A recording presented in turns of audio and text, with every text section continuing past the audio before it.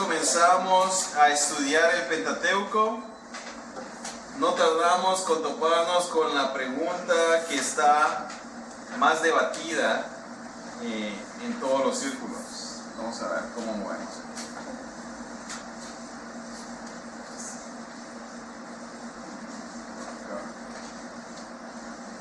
Sí.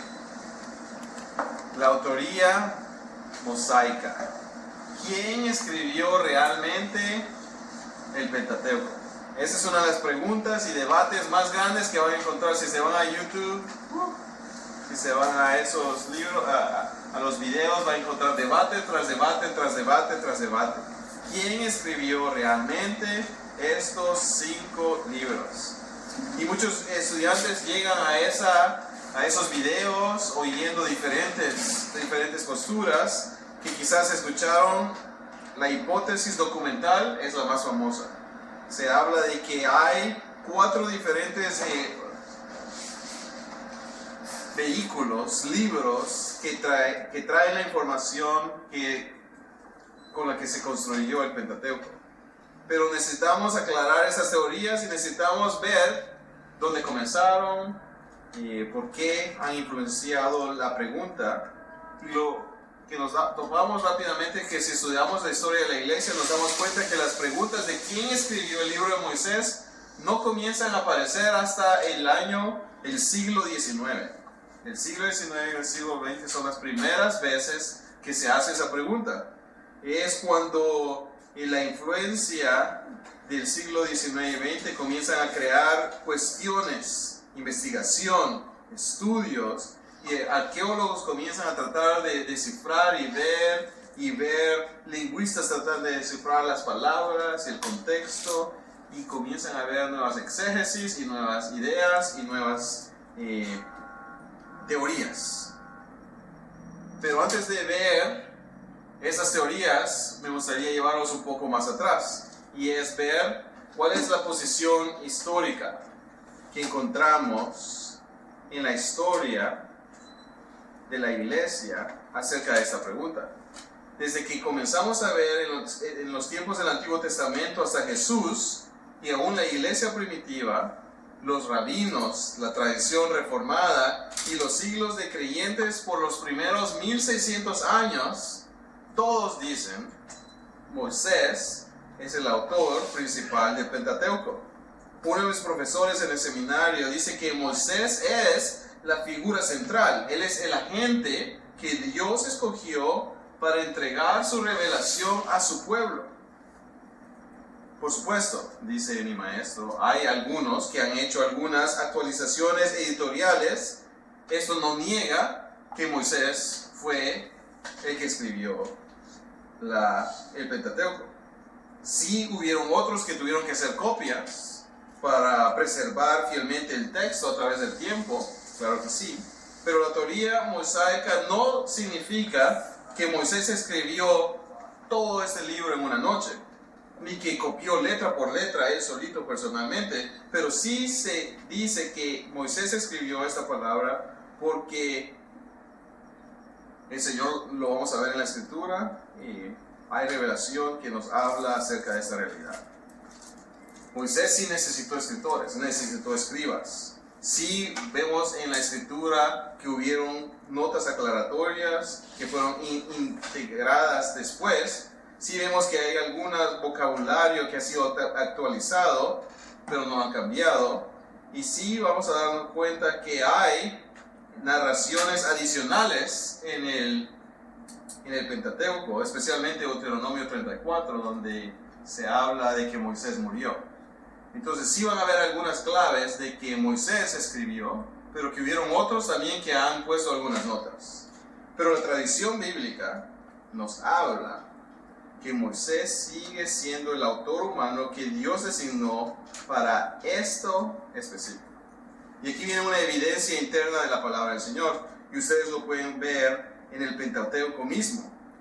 En Éxodos 17:14 vemos y dice: y Jehová dijo a Moisés, escribe esto para memoria en un libro.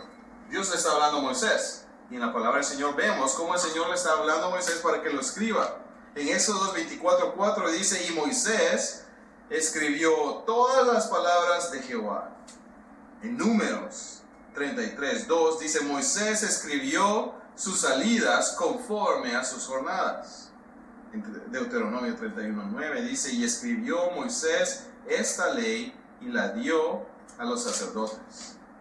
El Pentateuco no es tímido en este punto y tenemos que confiar en su palabra. Afirma explícitamente que Moisés escribió la ley, las palabras del pacto, las jornadas y las instrucciones que tenemos en estos 5 libros de la Biblia. La Biblia dice, Moisés las escribió. El Antiguo Testamento entero confirma esta tradición. Aún en Josué 1:7-8 dice, la ley que mi siervo Moisés te mandó. En 1 Reyes 2:3, la ley de Moisés. En Esdras 6:18, escrito en el libro de Moisés. La frase ley de Moisés aparece más de 20 veces en el Antiguo Testamento porque el Señor desea que sepamos que Él utilizó a Moisés para entregar estas palabras a la vida de su pueblo. Pero si no lo creemos, Jesús lo dice. Juan 5:46, si creyeras a Moisés, me creerías a mí, porque de mí escribió él. Las palabras de Jesús. Marcos 7:10, porque Moisés dijo. El Señor Jesús está hablando. ¿De quién fue el autor? Lucas 24:27 dice, comenzando desde Moisés, viene el Señor Jesús y le explica a la gente. Entonces, como ya somos cristianos, ya somos gente que ha estado creciendo en saber esta realidad, yo quería marcarles y recordarles de esta evidencia. La palabra del Señor afirma en la ley, en el Antiguo Testamento, en las palabras de Jesús, que Moisés fue el hombre escogido para darnos a conocer esta palabra y que somos llamados a confiar en el Señor. Jesús atribuye todo el contenido teológico específico a Moisés. Nos da pasajes. Y si necesitáramos a alguien más, Pablo también lo dice. Romanos 10:5, Moisés escribe que la justicia es por la ley. Y en 1 Corintios 9:9 dice, porque en la ley de Moisés está escrito. Entonces toda la escritura da testimonio de quién escribió la ley. Para Pablo, Moisés y la ley no son metáforas, son realidades históricas. Es lo que ha sucedido con el pueblo del Señor y cómo Dios ha trabajado con el pueblo de Israel. Hay evidencias históricas y tradicionales. La atribución de la Torá a Moisés ha sido la posición histórica también por 3 grandes tradiciones fuera del cristianismo. El judaísmo, no solo el cristianismo, el judaísmo y el islam han afirmado que Moisés fue el escritor de eso. El testimonio judaico dice que, y la tradición dice que Moisés fue el autor y legislador de los 5 libros funcionales, Génesis, Éxodo, Levíticos, Números y Deuteronomio. Y en el libro que vi en tu casa, de Josefo, en la historia, el historiador, el grande y famoso judío, habla que Moisés fue el autor del Pentateuco y el legislador de Israel. El Talmud lo escribe en la tradición rabínica, exceptuado los 8 versículos finales que describen la muerte de Moisés. Todo lo demás estuvo bajo la inspiración profética de Dios por medio de la vida de Moisés. La vida nos habla de que el Señor ha utilizado a Moisés. Los padres primarios de la iglesia, está el concepto de los padres de la iglesia apostólicos, Justino Mártir, Irineo, hasta los grandes teólogos después de Nicea, todos hablan de que Moisés fue el escritor. Agustín de Hipona en el 350 dice que Moisés escribió lo que Dios le quiso dar a su siervo que escribiera. Juan Calvino nos dice desde la Reforma, la autoría de Moisés fue reafirmada. Moisés es el escriba y profeta por el cual Dios confió la revelación fundacional de su pacto. La iglesia ha creído esta realidad. Más allá del testimonio, aún nos damos cuenta que el texto, conocimiento geográfico y contextual, ahí podemos ver algunos argumentos internos sin hablar de algo más. En la palabra del Señor vemos que hay conocimiento del contexto histórico de lo que sucedía alrededor, conocimiento geográfico y contextual. El texto revela en Números 33 y Deuteronomio 1 que había conocimiento de aquel momento. Moisés tenía que estar presente para saber cuáles eran las rutas del desierto, la geografía del Sinaí, las zonas de Transjordania. Todo eso está indicado en la palabra del Señor. Moisés fue el autor. Nos damos cuenta después que hay una apropiación de lenguaje legal en las excavaciones que se han adquirido en varias excavaciones que andan buscando sitios arqueológicos. Se han descubierto que hay documentos legales de los tiempos de cuando Moisés y el pueblo de Israel estuvieron en Egipto, documentos legales que son idénticos a la estructura de cómo el Antiguo Testamento, la ley fue escrita. Fueron formulados como tratados de vasajes de hititas y Mesopotamia. ¿Qué les quiero decir con todo esto? Cuando comenzamos a estudiar quién es el que escribió las cartas del Pentateuco, los primeros 5 libros del Pentateuco, la Escritura lo dice, la tradición lo dice. Aún la arqueología ha demostrado que el escritor tuvo que haber estado presente en aquel tiempo y no pudo haber sido escrito en algún otro tiempo. Entonces, necesitamos darnos cuenta que algo ha sucedido, que cuando viene un ataque a negar que Moisés escribió la palabra, hay un ataque más grande que está jugando a nuestro alrededor. Es importante que reconozcamos que vamos a tener que tomar una o dos opciones: creer la palabra del Señor o negarla. En el momento que negamos su palabra, le damos la oportunidad al enemigo que meta goles en nuestras vidas que van a llevar a que no pongamos nuestra confianza en lo que el Señor ha puesto. Dado que el Señor nos da testimonio interno, que vemos las palabras de Jesús que atribuyen la ley a Moisés, dado que vemos la tradición histórica, la mejor manera de entender la autoría del Pentateuco es a través de una visión matizada y orgánica. ¿Quién es el autor principal del Pentateuco? Dios.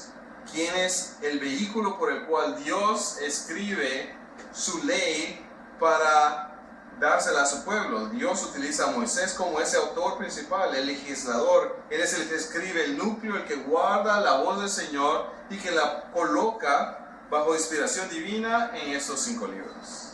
Es así como Dios preserva el pacto. Es así como Dios desea preservar, transmitir y organizar su palabra. Y esto es importante porque somos entonces llamados a darnos cuenta. ¿Por qué vemos algunas historias que se repiten en Génesis, Éxodo, Levítico, Números, Deuteronomio? ¿Por qué hay algunas cosas que se repiten? ¿Cuál es la intención? Si Dios desea preservar, transmitir y organizar su palabra para informarnos, entonces tenemos que poner atención. Cuando hay cosas que se repiten 2 veces y 3 veces, el Señor está diciendo: hey, pongan atención. Una aplicación importante para nuestras vidas es que en una época de identidad donde las historias son cuestionadas, especialmente en medio de nuestras comunidades inmigrantes que siempre se están moviendo, van a una iglesia, se mueven de trabajo, se van a otra iglesia, se mueven de trabajo, se van a otra ciudad, van a otra iglesia. En medio de todas esas movidas, somos llamados a recordarle a las personas que en medio del desplazamiento y de la pérdida de lugares seguros, el Señor está deseoso de que la gente conozca su ley, su palabra, en orden, que reconozcan que el Señor está trabajando a través de su palabra para formar dentro de ellas una conciencia de que hay un Dios que desea que ellos entiendan el orden que Él desea traerles a sus vidas. Moisés es el autor que Dios confió. Agarró su ley y se la dio a esa persona. ¿Quién fue Moisés? Era un niño que lo pusieron en un no sé cómo decirlo en español ni en inglés, ya es muy tarde. En un pesebre, en un canasto, y lo ponen en el río. Ese niño lo refugian para que no sea matado. Lo ponen en el río, lo tienen que enviar, tiene que ser adoptado, tiene que ser educado en una cultura diferente, bajo un imperio que oprimía al pueblo y a su propio pueblo. Tiene que ser un fugitivo después, cuando se da cuenta de las injusticias, tiene que huir, se convierte en un peregrino, en un inmigrante, tiene que salir de la ciudad. Y es ahí como peregrino, como inmigrante, sabiendo la opresión del pueblo de Dios, allá lejos donde Dios lo va a llamar como un líder para liderar a aquellos que viven en opresión, para que ellos, al escuchar la voz de su Dios, sepan que Dios ha venido a liberarlos, a traer vida nueva. Entonces Dios ha escogido a un buen líder para liberar a ese pueblo. Y Dios desea entrenarnos a nosotros mismos, para que las historias que hemos sufrido y experimentado, oído, visto, sea el lente por el cual nosotros comunicamos que el Señor está trabajando, salvando, restaurando, deseoso de ir y sacar a la gente de la esclavitud. Esa realidad nos recuerda esta verdad hermosa y poderosa. Si Dios entrega su palabra a través de hombres en la historia, para rescatar a gente en desplegamiento, en desarraigo, en vidas entre dos mundos, entonces Dios desea hacer lo mismo. No solo es datos académicos, sino que es la palabra del Señor, capaz de traer vida a nuestro presente. Hay algunas críticas, entonces vamos a documentales. Los argumentos que dicen que la palabra del Señor no tiene que estar diciendo la verdad. En esta parte vamos a entrar a este territorio donde la fe y la academia chocan por 2 siglos. Acuérdense, por 1600 años después de Jesús, todos afirmaban que Moisés escribió el Pentateuco. Pero de repente, en los siglos 18 y 19, comienzan a haber muchas discusiones, debates, de tratar de entender si verdaderamente esto es verdad. O si nosotros, ahora que somos más inteligentes, tenemos la capacidad de darnos cuenta que hay otro escritor. El doctor Belcher dice: el pastor no necesita ser experto en filosofía, pero sí necesita saber de dónde vienen los vientos erróneos. Por eso vamos a ver esta crítica documental.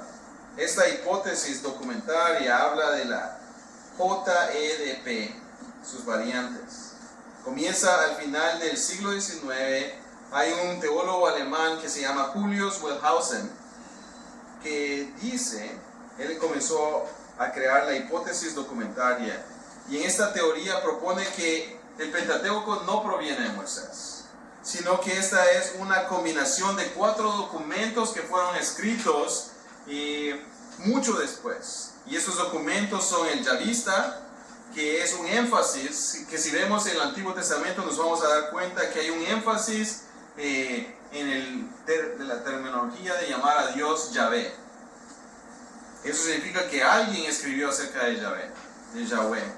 Está la Eloísta, el énfasis en Dios como Elohim. La D, deuteronomista, que se enfocó más en el Deuteronomio, en el reescribir la ley. Y la P, que habla de Levíticos, que habla de leyes, genealogías y el tabernáculo. Según esta teología, estos documentos surgieron después de Moisés y fueron editados en el exilio, casi 600 años después de Moisés, y finalmente fueron redactados por un escritor que no conocemos. Según esta teoría, entonces existe un redactor que nadie conoce. Esta teoría promueve que hay cuatro documentos que existen y un redactor que nadie conoce. Pero el problema de esta teología se levanta sobre 3 pilares débiles. Número 1, el pilar que esta teología utilizó, decían que habían diferencias lingüísticas demasiado marcadas. Cuando leían el lenguaje en hebreo de los 5 libros, decían, hey, hay secciones que tienen diferencias lingüísticas. Y en 1800 habían profesores que dijeron, hey, encontramos esta sección, y esta sección, y esta sección, y esta sección, suenan muy diferentes lingüísticamente. Pero el problema es que la educación y estudios semíticos en el 1800 eran muy jóvenes. No habían descubierto la arqueología, que habían descubierto otros documentos que demostraban que había diferentes maneras lingüísticas de hablar de lo mismo.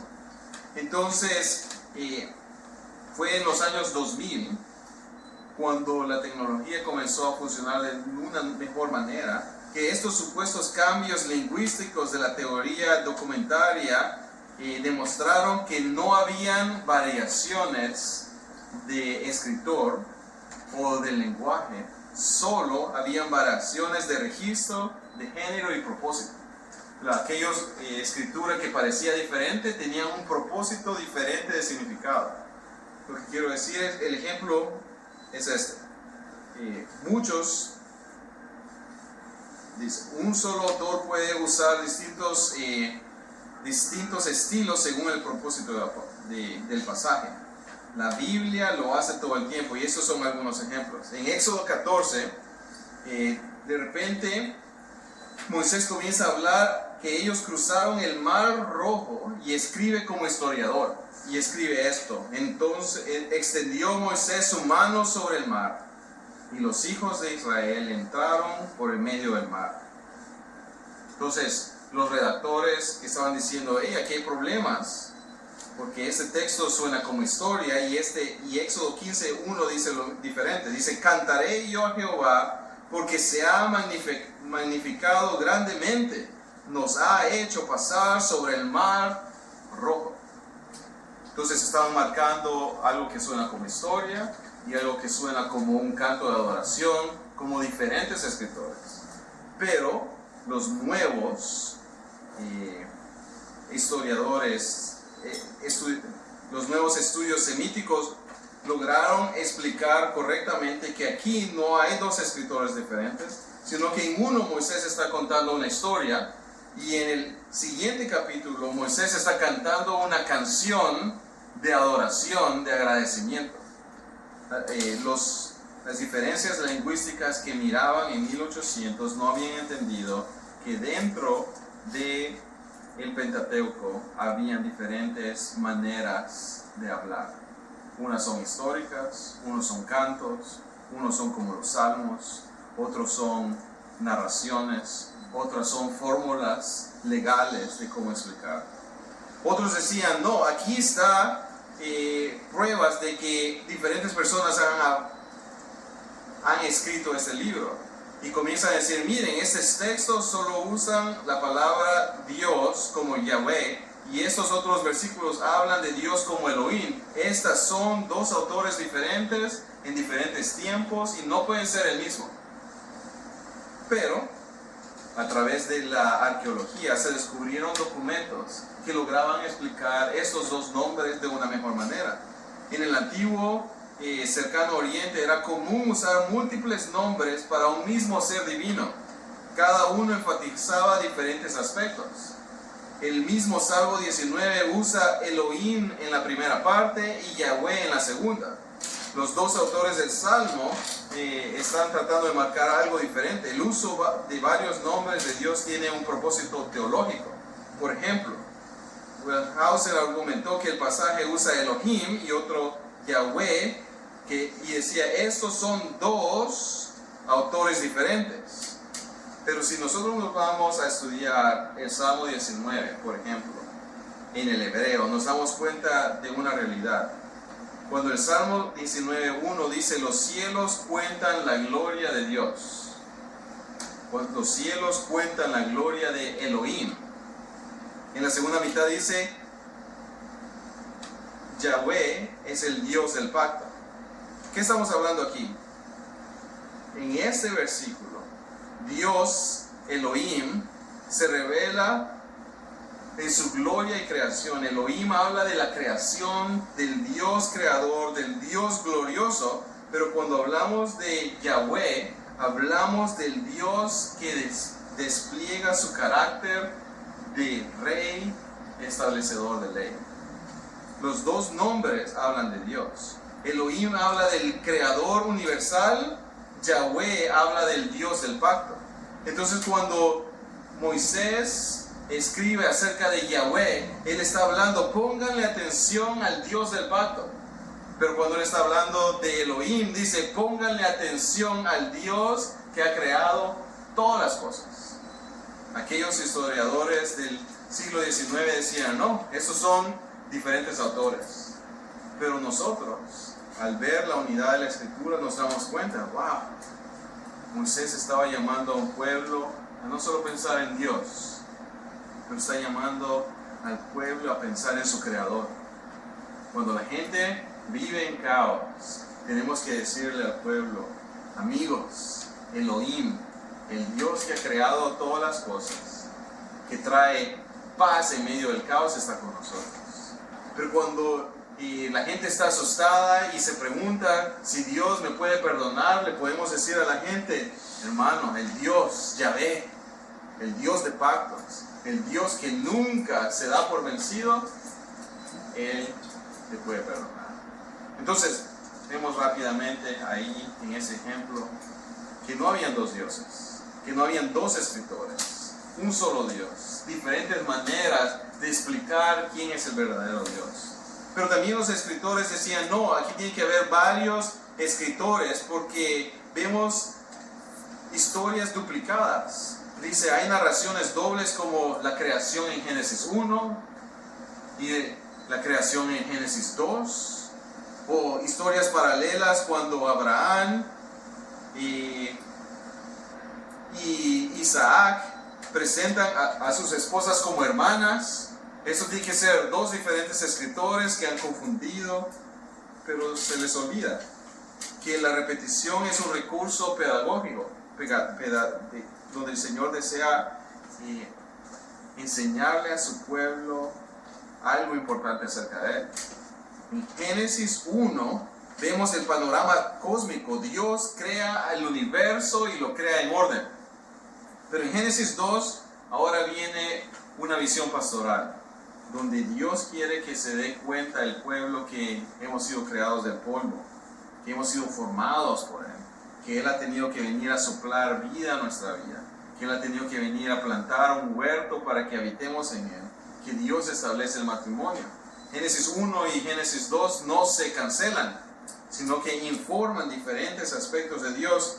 El plan cósmico, todo lo que Dios crea es bueno, y el plan pastoral, Dios nos crea para que habitemos este mundo y vivamos creando familia, buscando que Él esté presente en nuestras vidas. Los textos de la palabra de Dios se complementan, no son contradictorios. Es ahí donde se demuestra en el mismo texto que Dios está trabajando no solo en crear un pueblo que reconoce a un Dios creador, pero que reconoce a un Dios presente con nosotros, que Él está buscando conocer más y más, darse a conocer más y más a nosotros. Cuando Abraham e Isaac dicen que sus esposas son sus hermanas, no es que hayan dos escritores, sino que nos damos cuenta que nuestro pecado se multiplica, que cuando pecamos y dudamos de la confianza del Señor, nuestros hijos también van a hacer lo mismo. Que si nosotros vivimos de una manera que no agrada al Señor, es fácil multiplicar el pecado en medio de nuestras vidas. Lo vemos en Abraham en Egipto, lo vemos en Abraham en Gerar, lo vemos en Isaac, que repite el mismo patrón que aprende de su papá, que tuvo temor cuando Dios le había dicho a él, yo voy a cuidar de ti, yo prosperaré tu camino. Abraham 2 veces duda, quizás yo voy a tener que proteger mi propia vida, y le demuestra a su hijo pecado. ¿Qué es lo que Isaac va a hacer? Va a repetir lo que él ha aprendido. Los pecados y temores que heredan de sus padres los van a repetir una y otra vez. Pero la gracia de Dios también se repite. Cuidó a la esposa de Abraham 2 veces. y va a cuidar la esposa de Isaac una vez. Aunque el hombre peca y repite los patrones humanos, la gracia de Dios se repite constantemente. Y podemos ver en este texto.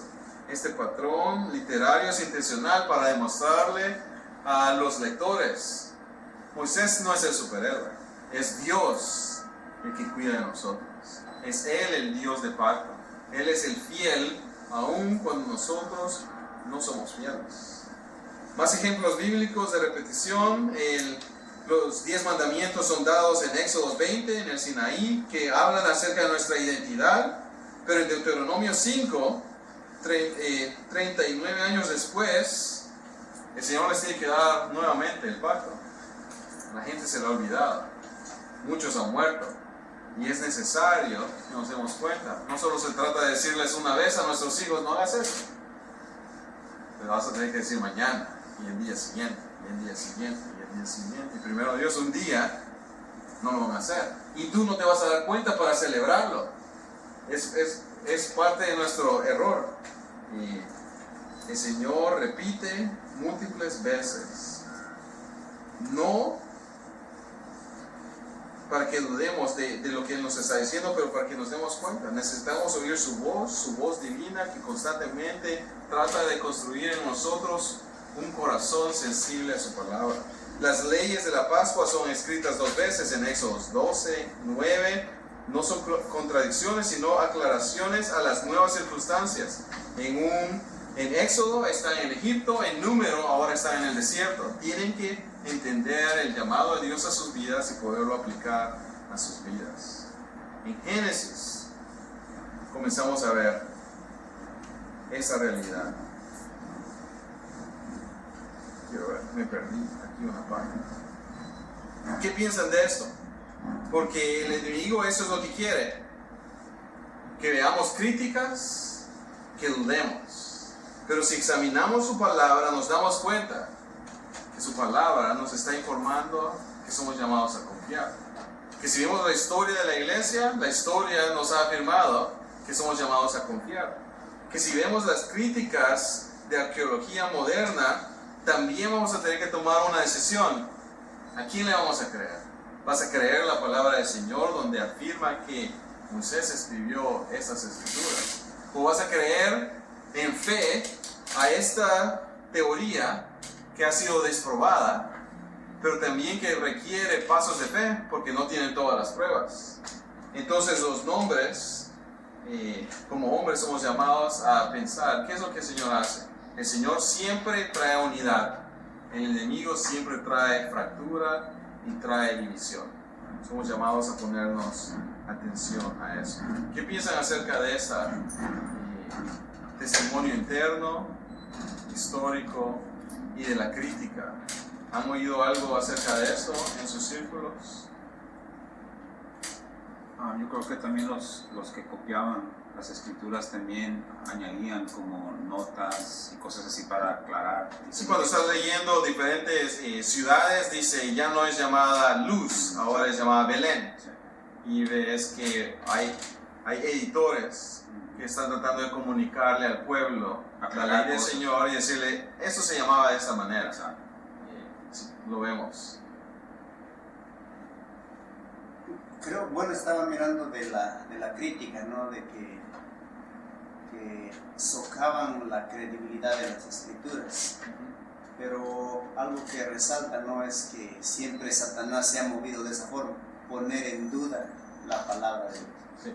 Y es la misma estrategia que siempre ha usado, es lo que alcanzo a ver.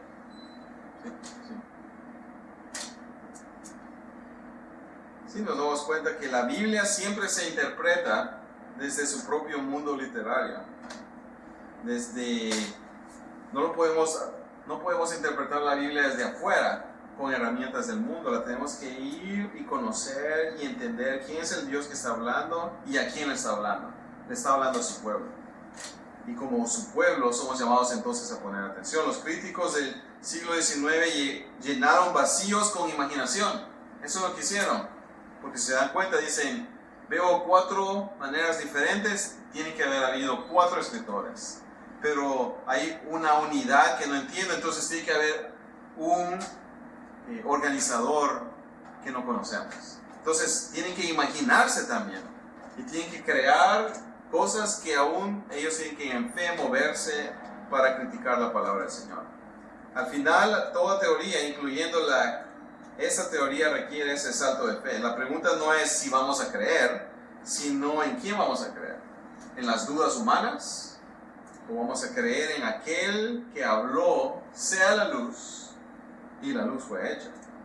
La escritura permanece siempre coherentemente porque su autor es firme, es fiel.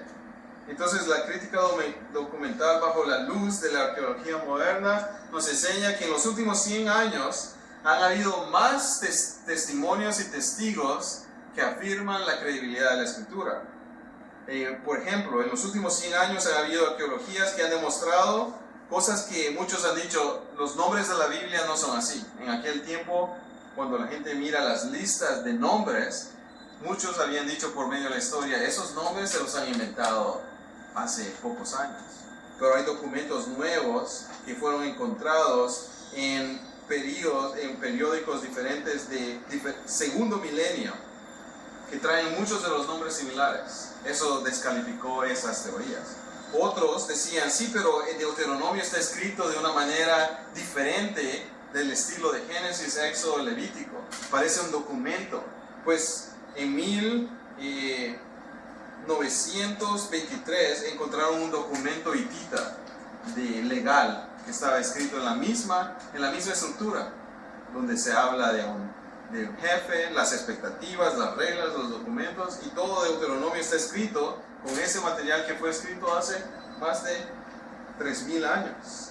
Encontraron un documento el siglo pasado donde se habla de que el precio de esclavos eran exactamente 20 piezas de plata, como lo dice Génesis 37. Y encontraron algunos documentos con algunos planes de templos para dioses ajenos, que también eran tabernáculos portátiles, que reflejan la realidad de por qué Dios iba a utilizar. Entonces hay cosas que de repente la arqueología moderna comienza a demostrar que la palabra del Señor es verdadera. La crítica documental siempre nace antes de grandes descubrimientos arqueológicos. La gente se imagina, no puede ser así. Pero la evidencia posterior siempre acaba con estas articulaciones. El testimonio de la iglesia antigua nos habla de que Moisés era un personaje histórico. Los padres de la iglesia nunca se imaginaron que íbamos a llegar a la generación donde íbamos a dudar en la realidad de la palabra del Señor. Irineo, Orígenes, Tertuliano, Atanasio, Agustín, todos escriben que Moisés era persona histórica, que él era el autor del Pentateuco, que él era el legislador dado por Dios. Agustín afirma, Moisés escribió lo que el Espíritu quiso que él escribiera por 1600 años. Los historiadores y los teólogos de la palabra del Señor han afirmado. Entonces, somos llamados a tener fe en su palabra, a conocerla y a darnos cuenta que siempre se van a levantar gente que va a decir que la Biblia es fragmentada, que van a decir que Moisés es mítico, que van a decir que el Pentateuco ha sido reconstruido, que van a decir que el Éxodo es una invención, que van a decir que Dios está reducido a diferentes caracteres de diferentes personalidades. A todas esas personas que van a entrar a nuestras iglesias con dudas acerca de la palabra del Señor, somos llamados a decirles, ven, conoce, siéntate conmigo, caminemos por la palabra del Señor. Porque, ¿qué ocurre cuando dejamos de confiar en la palabra del Señor? Perdemos el temor a Dios. La Escritura deja de disciplinar nuestras vidas y nosotros le permitimos a nuestras conciencias dudar de la palabra del Señor. Su palabra ya no va a traer disciplina a nuestras vidas. La cultura entonces va a determinar qué es lo bueno y qué es lo malo. La esperanza se desplaza porque las promesas que encontramos en el Antiguo Testamento ya no nos pueden pertenecer. El poder pastoral se debilita si no ponemos confianza en la palabra del Señor y no le enseñamos a nuestra comunidad su palabra. Entonces, ¿qué les estamos instruyendo? Lo que opinamos. Entonces, muchos nos damos cuenta, si ponemos atención a muchas iglesias, por tratar de, por la falta de conocer, por la falta de investigar, por la falta de abrir sus Biblias y tomar un tiempo con la palabra del Señor, le han permitido a muchos en sus comunidades que duden en la veracidad de la palabra del Señor. Y lo que pasa es cuando no abrimos la palabra del Señor, no predicamos la palabra del Señor, no la leemos, no le enseñamos a la gente, comienza a haber duda que esto es verdad. Comenzamos a definir el pecado y vemos las denominaciones e iglesias que han perdido el Evangelio. Comenzamos a abandonar la misión. El Señor ha estado en misión. Gente que comienza a vivir vacía espiritualmente. Cuando la palabra deja de ser la roca, el pueblo deja de estar firme. Entonces somos llamados a confiar en su palabra. ¿Qué les parece? Tomemos 5 minutos y comenzamos la última parte de este día. ¿Qué les parece? 10 minutos.